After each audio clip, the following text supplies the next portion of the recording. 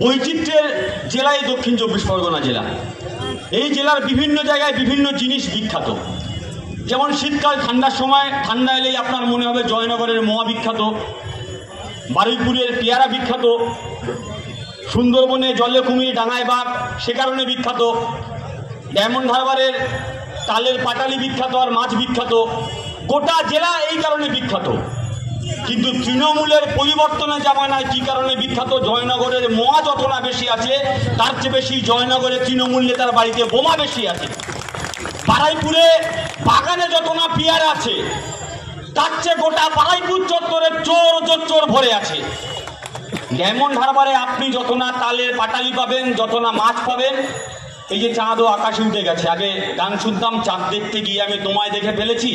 এখন লোকে গান করে, জাল ফেলতে গিয়ে আমি ব্যালট খুঁজে পেয়েছি। বেশি আর মিটিং করা বেশি প্রয়োজন উচিত না। বিশেষত ছাত্রদের মিটিং, ওরা এরপরে ঘুরতে টুরতে যাবে, সবাই দরকার নেই। আর যারা বলে গেছে, বিশেষত আমার আগের যিনি বক্তা ছিলেন তিনি যা বলেছেন, গাভাস্কারের পর আর আগরকারের ব্যাটিং করার কোনো মানে হয় না।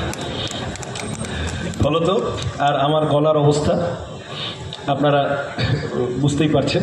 আমার গলার অবস্থা তৃণমূল সরকারের ক্যাবিনেটের মতো হয়ে আছে, মানে আছে কিন্তু আওয়াজ বেরোচ্ছে না, কষ্ট করে হচ্ছে।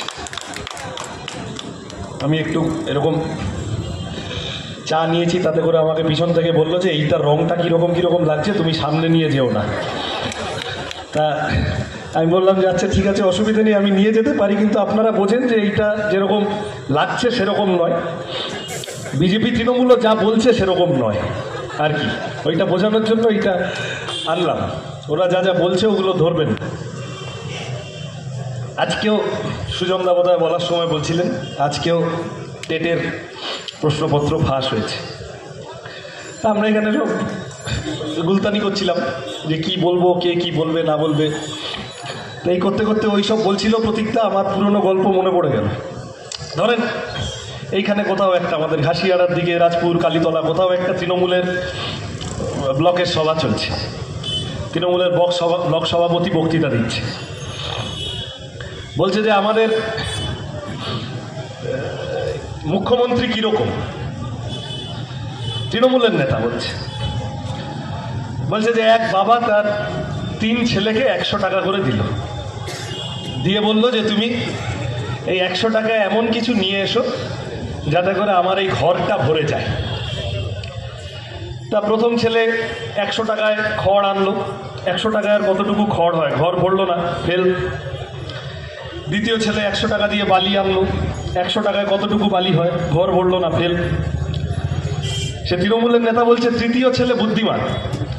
তৃতীয় ছেলে সে 5 টাকা খরচ করে দেশলাই আর মোমবাতি নিয়ে এসে ঘরের মাঝখানে রাখলো, দেশলাই জ্বালালো, মোমবাতির আলোয় গোটা ঘর ভরে গেল। বলে সেই তৃণমূলের নেতা বলছে আমাদের রাজ্যের মুখ্যমন্ত্রী হচ্ছেন এইরকম, যে তিনি অল্প খরচে গোটা রাজ্যটাকে আলোয় ভরিয়ে রেখেছেন। তৃণমূলের মিটিং, খুব হাততালি হলো। সব হাততালি হওয়ার পরে একদম পিছন থেকে একটা লোক বললো আমার একটা প্রশ্ন আছে। বললো হ্যাঁ। বললো ওইসব তো ঠিক আছে, বাকি 95 টাকা গেল কোথায়?